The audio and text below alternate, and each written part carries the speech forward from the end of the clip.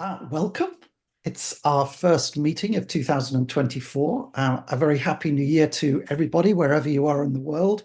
Welcome, Adam. I just need to take 2 or 3 minutes up before I hand the meeting over to you. Most of you by now know me. I'm Mike Wozniak, member of the board for Naples and a theatre photographer based in the UK. Sheeta, as you know, is here and will be moderating through the meetings. Sheeta, was there anything that you'd like to add before we move on? No, Happy New Year. Okay, move on. Eckhart, our president, is of course with us today. Eckhart, is there anything that you'd like to add before we move on? Well, I think several of you have already wished everybody a happy new year. I want to participate in that group. I think we had an outstanding last year, and there's a real challenge out here to perform equally well this year. But I'm looking forward with great enthusiasm that we will have an excellent year. And in order to prove that, I hope that most of you will join our first class this coming Saturday to prove that we are an organization full of life, full of vigor, and full of intellectual interest. So thank you. Thanks, Eckhart. So my usual reminder about the NMUG website. I'm sure that most of you by now have signed into the site and are well familiar with what's available there. I have a little secret, or a tiny bit of a secret, to share with you, because Dan has been busy over the holiday period working on a very new and exciting development for the Naples MUG website, and that's as much information as you're getting today, but I can't wait. It does, of course, contain absolutely everything that our organization does, so if you ever need anything at all, you'll find it somewhere on the NMUG website. And that brings me to a very brief announcement about our classes. So our first class is this Saturday. If anybody is watching who's never participated in an NMUG class, they're much, much longer and much more in depth than our Wednesday meetings. They run for 2.5 hours. Sheeta has organized an array of absolutely first-class professional presenters. All of the classes come with comprehensive notes. So if you want to learn absolutely everything that there is to learn about Sonoma and its 50+ new features, Jeff Boer will be with us on Saturday, and we hope that you'll join us for that.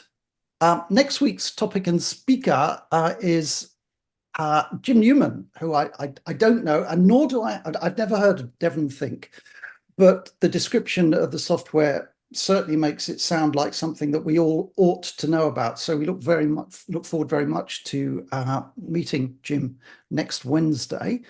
And that just leaves me to hand over the meeting to Adam. Adam, all yours, and thank you very much indeed for being with us today. I'll just stop my share. You got it. Well, thank you guys. If I can get a thumbs up on screen that you guys can hear me okay. Is that coming through all right? Yes. We can hear you Awesome. just fine, Adam. Mm-hmm. Cool. Well, there's so much to cover. Sheeta, thank you for the invitation. It's great to reconnect with you. We worked together years ago at Adobe. So we've got that common background. And I spent 22 years there, wonderful years, loved it, loved the products, loved the company. But I just felt like it was time for something new. And I love that the intersection of my technology background and my love of photography and my personal passion for photos and family history kind of all overlap in the work that I get to do and what we'll talk about today. Let me fire up my presentation and make sure that's coming through.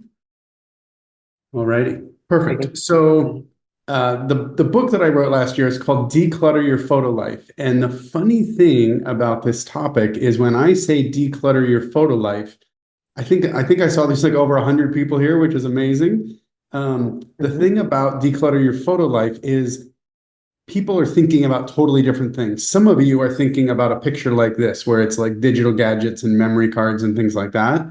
Others of you are thinking of something a little bit older, and you're thinking of slides and boxes and carousels. Others of you are thinking of prints and negatives and envelopes and shoeboxes.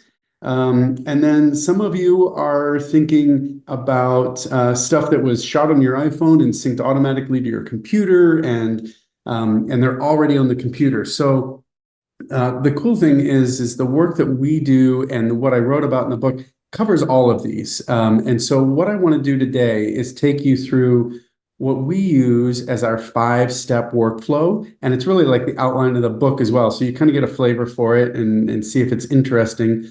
And I'll take you through the five-step workflow, and then I'm going to double back. I'm going to talk a little bit in detail about scanning and then about digital organizing, because those are two of the most common topics that we get questions about. It's some of the most confusing parts. It's a little bit technical, but not rocket science. But we'll double back on those. Does that sound good? Sounds good. Awesome. So let's just talk about photos. These are some of mine. I'm the guy on the left. I'm the little one in that photo many years ago. But there's so much technology to this, and I love the technology. I'm presenting from my MacBook Pro, and we're like an all Mac shop here. And I love the technology, but that's not really the goal. For me, it's really about like the stories and sharing and connecting, being able to share photos, print them. I'm a part of a Facebook group related to like the town I grew up in. So pretty regularly, because I have all of my photos scanned and organized, I post a photo there. Hey, remember when, blah, blah, blah. And I'll post an old school photo or a photo of classmates or graduation photos, stuff like that. The ability to share this stuff is what I really enjoy. And I think it's why we all take photographs. It's not just for us. It's really to remember and to share. And it's not just sharing with us, but a lot of times it's future generations, right? We're thinking about ourselves, but we're thinking about legacy as well. We're thinking about kids and grandkids and extended family. The ability to preserve and share these memories, I think, is really key. So that's what motivates us. That's what motivates me in everything that we're doing here. And yet, this is a real screenshot from a client project. We imported all their digital photos, and this is not even all of it. Like on and on and on, like hundreds of black photos. It was probably taken inside somebody's jeans pocket or mom's purse or something like that. And the crazy thing is we were organizing this client's digital photos, and these photos were still there. And what that shows me is they hadn't even looked at the photos they had taken. Because if they had, they would have deleted these, right? This is not a hard task. You select a bunch of photos, you delete them. But they had never even gone back to look at them even once, which I think is a shame. And I'm not scolding them for it, but the reality is photos are overwhelming, right? So the last photo was digital overwhelm. This is physical overwhelm. I had a local client call me and said, hey, I have a couple boxes of photos to pick up.